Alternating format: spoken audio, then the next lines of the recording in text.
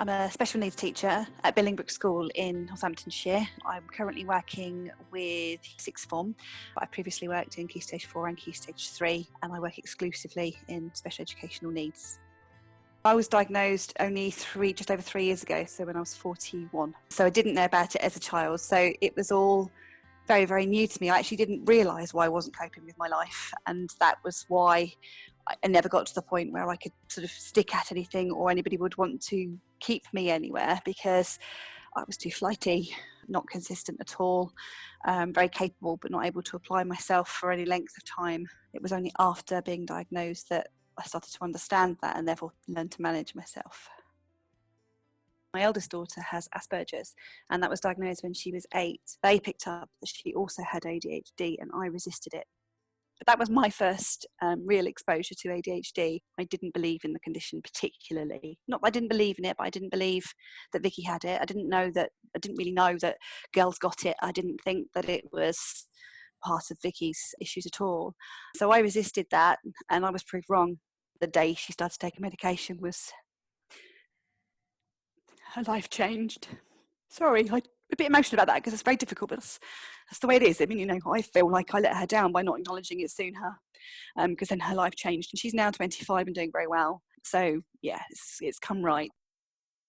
I had Vicky when I was very young, and when I was 21, I sort of pulled myself together enough to get myself onto a degree course. All things considered, I'm quite proud of the fact that I managed to get a degree, even though it was only a 2-2 and I was capable of more. I still think I did all right considering I was a single parent and I had undiagnosed ADHD. My early jobs were everything from waitressing to shop work to working in offices. I had lots and lots of jobs during my time as a student, and it meant I could be somewhere for a period of time, learn something new, do what I had to do and come away again and then go into the next job. And therefore I was always working, but I was always changing environment, and that worked really, really well for me when I was doing my degree. So that worked well, but prior to that, yeah, I literally would be working in a bar or in an office somewhere, and it was supposed to be a permanent job, and it'd be gone within 6 weeks, and never really knew why. I never really understood what it was I wasn't managing to do that upset other people. But I really struggle to do things that I find boring or pointless. Now, of course, I can, because I understand that that's my Achilles heel. I'm like, I have to sell everything to myself. That's not an excuse, but that's the way it is. And that's the biggest fall down for people with ADHD, is we just can't do what we don't see as being important or urgent or interesting. If it's none of those three things, we are really going to struggle to do it. I was working as a HLTA in a special school, another one in Northamptonshire, and I sat down with my head teacher. There were things I could see around me that I just felt needed to be better, could be better, but I wasn't in a position to make those changes. And she sort of, having had lots and lots of these conversations, just said, Jannine, you need to go and do your teacher training. You need to go and do your teacher training. You need to do your teacher training. And she really, really pushed me. And I was really struggling because I didn't feel like I was capable of it. I knew I was capable of it, but I didn't know I would be able to do it. And then she said to me, in the end, you need to go get yourself assessed for ASD and ADHD, because I think that is your barrier to doing this. I sat down with my GP and he said, okay, first of all, I wasn't expecting him to take me seriously, so I got very emotional. And he said, between you and your boss, you probably know more than I do, so I'll make that referral. And we went from there. And because I was about to start my PGCE, my case was pushed forward, and actually I was diagnosed within 4 months. The process of diagnosis is usually a lot longer than that. There's a lot of rigorous testing. I had 4 different appointments, and each of those appointments was about 2 hours long. They got past experiences from my parents, they looked at my school reports, they interviewed my husband. They were very, very thorough. And because I'd had some childhood trauma as well, they wanted to be sure that the issues I was having weren't as a result of trauma and were actually as a result of ADHD. When the diagnosis came through, I just started as a PGCE student at Bedford College, and my mentor there was just absolutely amazing. She sat me down, talked to me, asked me about what I wanted, went away and found more information for herself. I got myself very clued up in it all and made sure they understood how to help me. The concessions I had where I could have extensions without having to ask, and I was allowed to leave the room if I needed to, but I never did. And for the first time in my life, I never used an extension. I always had, throughout my academic career, I've always lived on extension. So when I did my master's degree in performing arts, I lived in my extension zone. I hate to admit that, but I did. And then when I was in PGCE, it was the first time I was really, really thriving, because obviously I'd started to take medication. So I literally just, it changed me.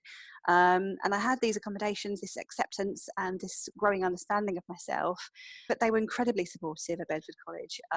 They helped me so much, and I had these accommodations but didn't need them, actually, because I had them. If I hadn't have had them, I think I'd have really struggled. But the pressure then that came from meeting that deadline came from me rather than from them. And then I think it made me feel like I was more in control, and I was therefore able to live to those deadlines in a way that I never had been able to when they're like enforced by that third party. My ADHD with my current employer is used to everyone's advantage.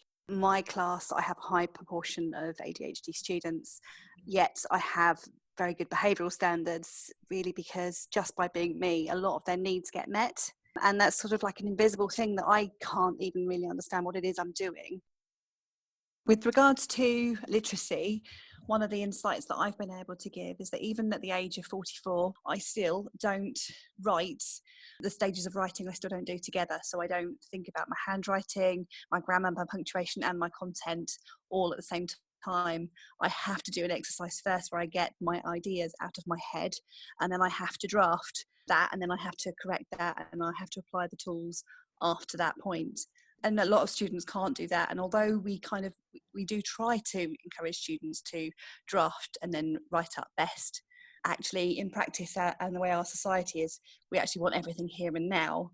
And that can often lead to us not necessarily allowing students with ADHD, and actually all students probably, the skills of being able to do their best and apply one part of what's required after the other, rather than expecting them all to come together. I cannot do all those things together. I'm 44 years old and I'm on my third master's degree, yet we're expecting students to, and we have to shift those expectations. We have to do things by draft. We have to slow things down if we want our students to go deep and actually get into the work and get the best out of them. 5% of children are likely to have ADHD. We don't diagnose it to that level, and it is actually a lifelong condition. So if you have it as a child, just to have it as an adult, it's a question of whether you manage to manage yourself and your life with it as an adult, which obviously we do develop coping strategies. If we understand ourselves, we compensate and we find ways around things. Generally speaking, you don't have teachers say, yep, I have autism, or yeah, I have this, or yes, I have that. And I look around me and I recognise special needs in people, but you don't often have people who are open about it. We do have support staff that talk about their dyslexia, for example. I think people tend to be quite quiet about it because it's quite exposing. It makes you vulnerable. And I think the problem for me is my ADHD is like the elephant in the room. It's kind of undeniable. When I declared it at interview, my head teacher said, "Thank you for telling us that we have to say that having watched your done your lesson observation, it was quite apparent." And we laughed about it, and we've laughed about it since, because it is apparent, it is there. My level of energy, my level of enthusiasm, I'm all or nothing. I have to give it my everything, and it can be quite exhausting. And my employer has obviously learned to manage that with me and to help me to pace myself so I don't get exhausted. But I love what I do, and I wouldn't be able to do it if I didn't.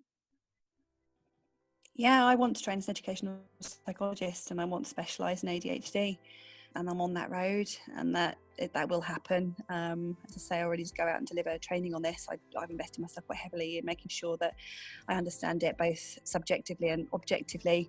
I want to be a leading authority on ADHD in the UK. For more podcasts, blogs and articles, please visit the Society for Education and Training's website at set.et-foundation.co.uk.